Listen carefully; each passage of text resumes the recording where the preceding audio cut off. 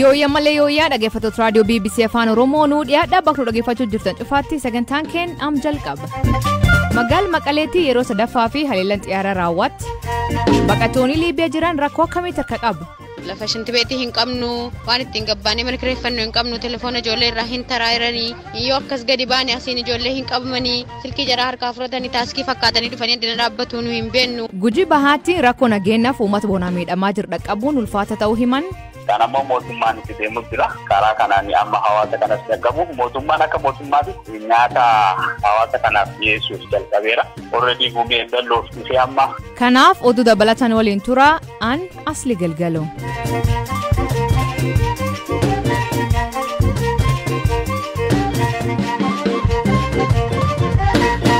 Dhaggeeffattoonni oduusan jalqabaanii waraanni mootummaa federaal Itoophiyaa torban kan keessatti marroo sadaffaa fi Tigraayitti haleellaa qilleensaa argeessuun gabaafam. Haleellaa sadaffaa kanaanii buufata leenjii waraanaa humnoonni Tigraayitti fayyadamaa turan rukutu ministeerri kominikeeshinii Itoophiyaa Dr. Lagaasaa Tulluu Rooyitasiitiin. Buufati leenjii waraanaa kun ka'ammaan dura raayaan ittisa Itoophiyaa ajaj kaabaa itti fayyadamaa ture ta'uu dabalataan Rooyitasiitiin. Dubbi himaan kun miidiyaa biyya Addis Standardiif akka himanitti ammoo naannoon kun mooraa waraanaa waan ta'eef lammiilee nagaa irratti miidhaan ga'ee hin jiru jedha. Haleellaa qilleensaa kana yeroo humnoonni Tigraay fi raayaan ittisa Itoophiyaa naannoo Amaaraa Kibbuwalloo keessatti lol jabaa jiranitti raawwataa jira. Kalee humnoonni Tigraay magaalota Kibbuwalloo, Hayiqii fi Bistimaa jedhaman to'achuu himanii magaalota Akdasee fi Kombolchaas dhiyaachaa akka jiran beeksisan. Mootummaan naannoo Amaaraa namni humna qabu hundi garwalloota akka duuluu yaamichi dhiyeessee jira. Dubbi himaa ministeera Haajaa Alaa Ambaasaadar Diinaa Muftiin ka'arraa miidiyaaleef ibsilaatee waa'ee haleellaa qilleensarraa kana akkan jedha.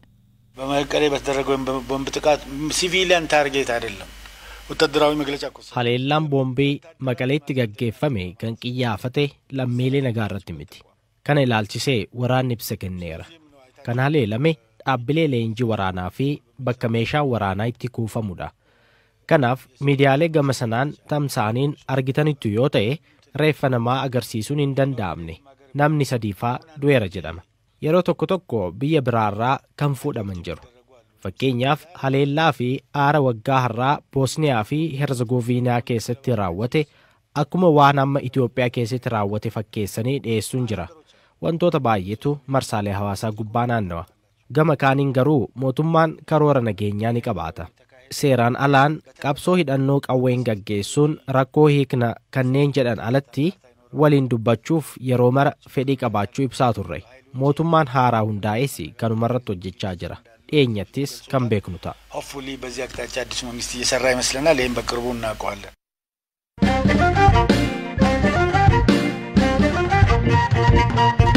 Pireezidantiin Paartii Bal'aaraas Deemokiraasii Dhugaa fi obbo Iskindar Nagaa beellama murtii guyyaa irra qabanirraa kan argamne abukatoon isaanii BBC'tti himan. Abukatoo isaanii keessaa tokko ta'e obbo Solomoon Gazaheeny hidhamaan biraa obbo Iskindar irratti dhadachaa ture reebichirraan ga'een miidhaan salphaan waan erga'ee fi dhadacharra irratti argamuu akka hin dandeenye himan.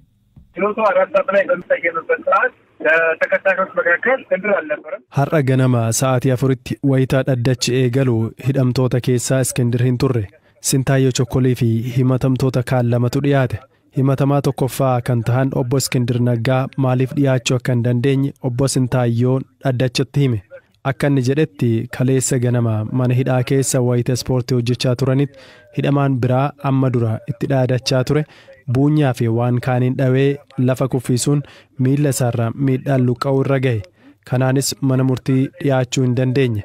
Manni murtichaas hoogganaa sirreeffamtoota mana murtiitti fidan dhiyeessuun gaafate. Namni kunis wal dhabdee uumame jedhaniin Iskindir miila isaarraa miidhaan gahee argeera jechuun himan. Koottuun deemna yogguun jedhuun hin deemu jedhe. Sababa kanaan hafe jedhe.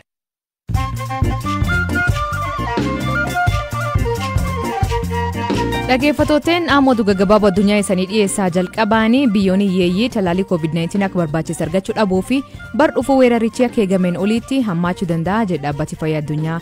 Ardii Afrikaa keessatti namoonni talaalii argatan dhibba keessaa harka 5 qofa. Ardiiwwan biraa uummata isaanii agar 40 talaalanii jiran. Qondaalli olaanaan WHO Dr. Bruce Aylward biyyoonni guddatan uffituma dhiisanii biyyoota hiyyeeyyiif carraa kennan gaafate. Bokkaan guddaan Suudaan kibbaa roobuu jiru namoota 400 ol qe'ee isaanii irra buqqisuu UN ibsa. Lolii horii balleessee manneenii fi lafa qonnaa barbadeessu kuni ammaatti lubbuu namoota 49 galaafachuu himan. Saayintistoonni rakkoo uumame kana kan sababeessee jijjiirama qilleensaa ta'uu ibsan. Pireezidantiin duraanii US Donald Trump miidiyaa hawaasummaa haaraa jalqabuuf akka jedhan ifoomse. Trump akka jedhuutti miidiyaan kun abbaa irrummaa teekinooloojii gurguddaa fuuldura dhaabbataa jedha. Trumpiin miidiyaa hawaasummaa akka Twitter fi Facebook irra dhowwamuun ni yaadatama. Ingilaanditti reefi daa'imman 5 laga keessatti erga argameen booda mucaan 14 ajjecha isaan himatama. Reefi Logan Mongi adoolessa 31 laga Ogmoo keessatti argame. Ajjecha isaatiin wal qabate haati mucaa ajjechaan himatamee fi abbaan isaallee mana murtii dhiyaatan. Lammiileen Nigeeriyaa 8 jaalala sobaan online irratti dubartoota gowwoomsan jechuun mana murtii Afrikaa kibbaatti himataman. Dubartooti gowwoomsan kun iddoon isaanii Ameerikaa kan jiraatan yoo ta'u waggaa 10 dabre keessatti $7 miliyoona jala fudhatame jedhan. Adeemsi himannaa isaanii irratti biiroon basaasa Ameerikaa FBI fi Interpol hirmaatanii jiran. Texas keessatti naasiin dhukkubsatoota 4 qilleensa waraanuun ajjeesuun himatamte yakkamaa ta'uu murtaa'e. Willis Davis dhukkubsatoota onnee baqasanii yaalaa turan opereeshiniin booda qilleensa waraanuu himan. Yakka kanaa fi adabbii ajjecha irratti murtaa'uu malaa jedhan.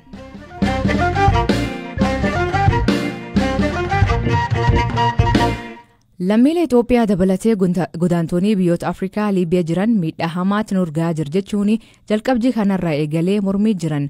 Godaantonni kunniin dararamaa manneen hidhaa ergaa jiruu fi sarbamiinsa namooma mormuun UN falak barbaaduu fi waajjirri UNHCR magaalaa Tripolitti argamuuf fuulduraatti walitti qabamuun achuma oolanii bulan. Baqattoota jiran keessaa dubartoota 2 dubbifne.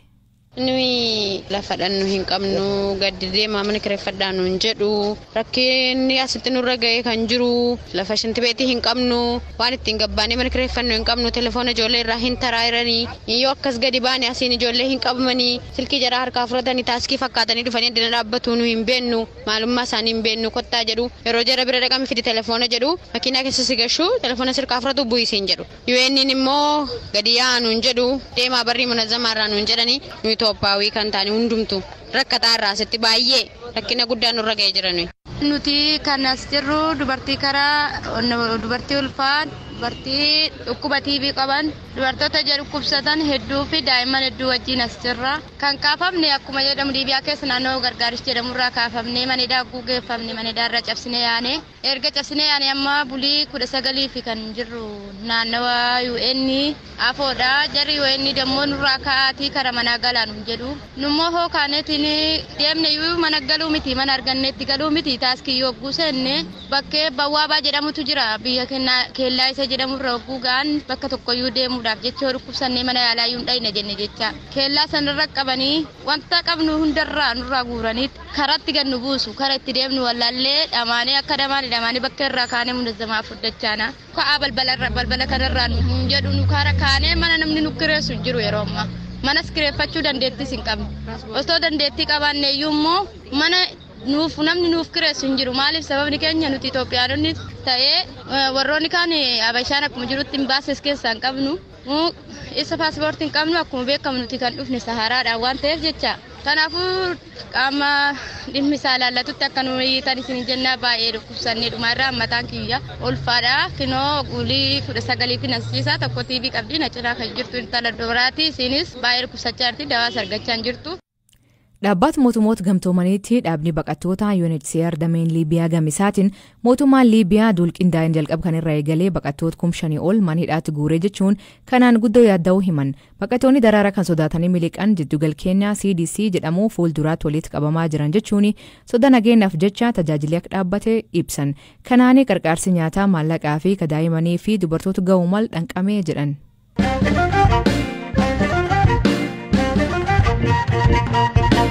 Godin Gujii Bahaa aanalee gammoojjii keessatti sababoonni dheeratee fi saanamii akka jajjaba jiraachuu himan. Aanaleen bon kanaan miidhamtee Goorodoolaa, Sabboruu, Liibanii fi Gumeel Dalloo ta'uu itti gaafatamaan hooggansoota balaa godin Gujii Bahaa obbo Tesfaayee Gammachuu BBC'tti hima. Sabboruutti horiin 1,890 du'uu fi horiin 680 huqinnaa fi namaan kaafamaa jiraachuu dubbata. Aanalee Goorodoolaa, Liibanii fi Gumeel Dallootti garuu bonni cimaan jiraatullee rakkoo nageenya waan jirtuu fi gargaarsi uummata dhaqqabuu fi ragaan qabatamaan baramuu ulfaata ta'uu hima. Amma yoo ta'anatu dubbis. Rakkoo nageenya yeroo jedhu qaama amma shiftaa shaneetii waan wal qabatu. rakkoon nageenyaa kunneen namni bahee akka fedhe socho'ee hawaasa kana tajaajilee haala jiru addaan baasuusaaf illee ulfaataa waan ta'eef kan ammoo mootummaan itti deemuuf jira.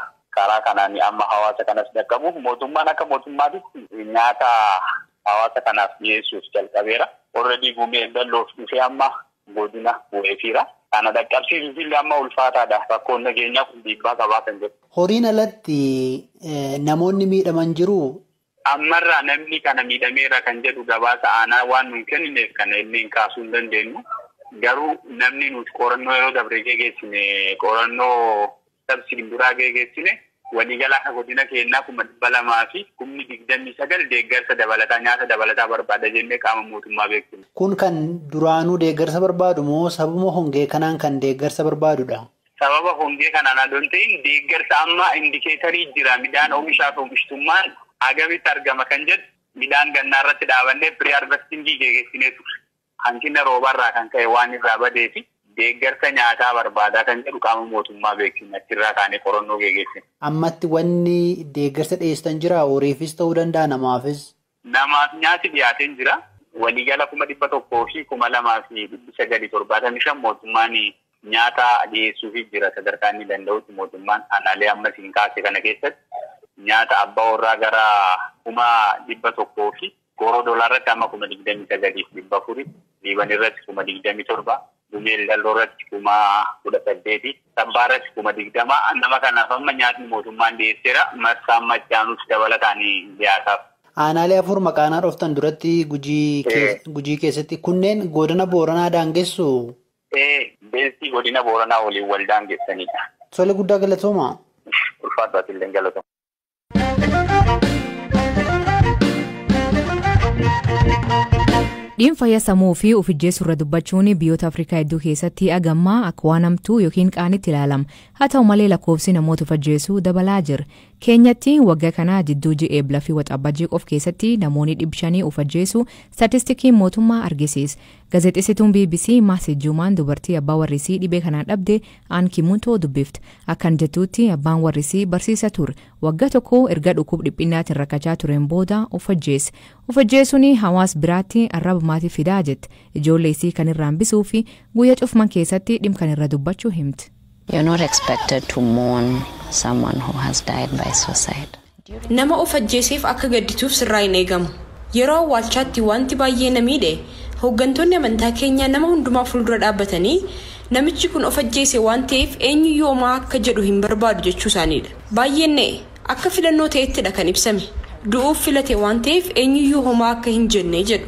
It was a choice. He chose to die. Hayyoonni fayyaa sammuu dhimmi kun beekumsa barbaachisaa akka argatu hojii baay'eetu garmaatii manneen amantii fi hawaasa keessatti hojjetamuu qabaa jedhan. Bakkeewwan kanaatti namoonni dhibee fayyaa sammuu qaban deeggarsa barbaadatan maraata jedhanii yaaman. Naansi Kafiroo hayyoon xiinsammuu maatii namoota of ajjeesee jibbuun yookiin qofaatti qabuun rakkoo fayyaa sammuu akka dhiphinnaa itti fiduu himti. Stigma creates a sense of despair. Qollifannaan maatii jiru irratti miira abdii kutannaa fida.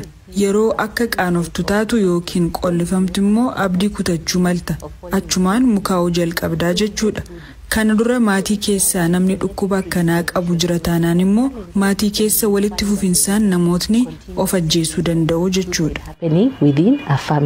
Addunyaa keessa waggaatti namoonni 700 of ajjeesuu dhaabbatee fayyaa addunyaa WHO ibsa.